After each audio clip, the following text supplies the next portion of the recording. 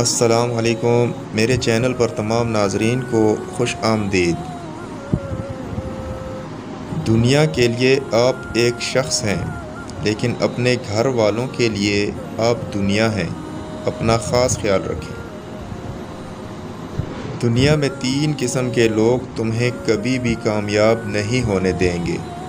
इनसे लाज़मी बचो। फहश ख्याल, आवारा मिजाज और पस्त ख्याल।